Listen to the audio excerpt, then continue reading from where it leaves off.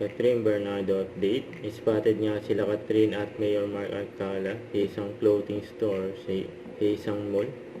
Ngayon pa nga yung video, nakakita sa kanilang dalawa yun, no?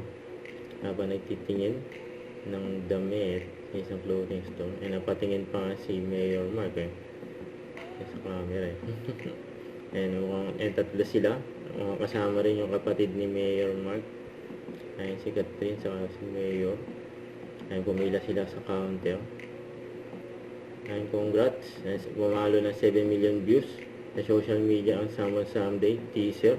Sa July 27 na yan. So, ito interview kay Catherine. Oh my God, lahat.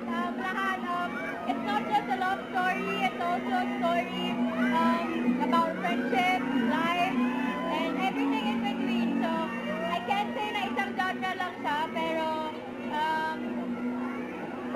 something to look forward to every night, I hope. Yes, actually, first time ko makatrabaho si Ate Marge and James. So, it was a very refreshing experience. Definitely a lot of curiosity as well.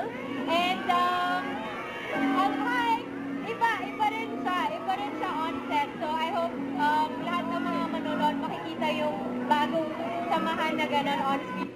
Don't forget, subscribe, click the notification bell for my update. This is Richard the Action Vlog. Stay tuned for more videos. See ya.